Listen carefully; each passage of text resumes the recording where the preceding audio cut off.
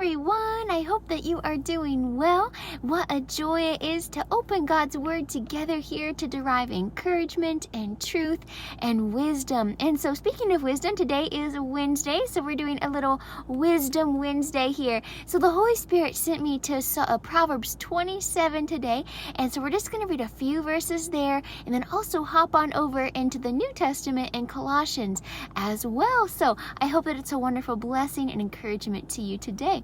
So here we are in Proverbs 27 in verse 9 and then hopping over to verse 17, and it says this: "Perfume and incense bring joy to the heart, and the pleasantness of one friend springs from his earnest counsel."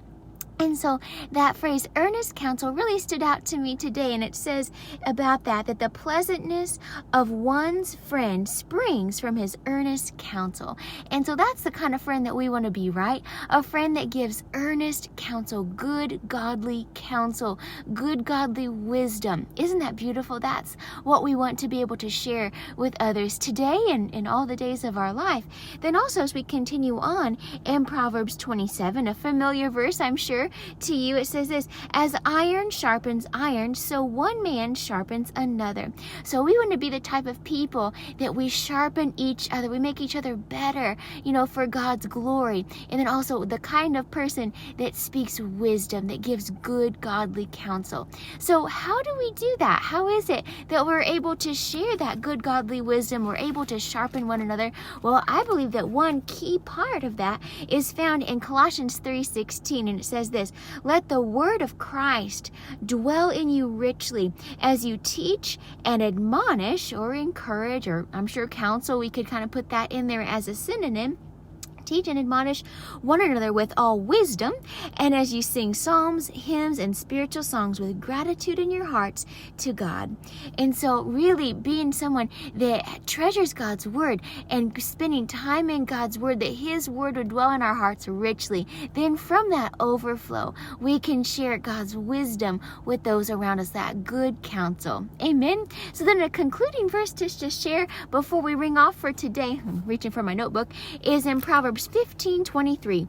"A man finds joy in giving an apt reply, and how good is a timely word."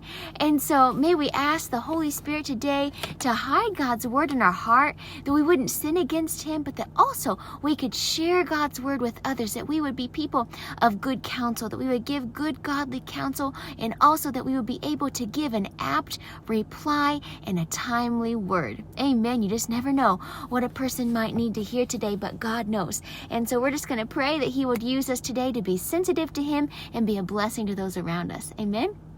So, dear Heavenly Father, we are so grateful for this day. Thank you, Lord, for your mercy that is new every morning. Great is your faithfulness. We thank you, Holy Spirit, for your word today that you have taught us from. And I just pray, Lord, that you would hide your word in our heart, that your word would dwell in our hearts richly, Lord, so that then we can go and we can live it out, that we can be obedient to you, but also to share it with those around us. And so, Lord, I just pray that we would apply your word today with your help. I just ask, Holy Spirit, that you would tune us into your voice. I pray that you would tune us into opportunities, that you would provide divine appointments today, Lord. And I just pray for your courage. I pray that we would speak with grace seasoned with salt. Lord, I pray that you would help us to be good friends that sharpen each other for your glory. Lord, help us to be good friends that give good counsel, good godly, wise counsel, not just something that the world would say, but Lord, we want to say what you would have us to say. And Lord, I just pray that you would also help us to be people of a timely word.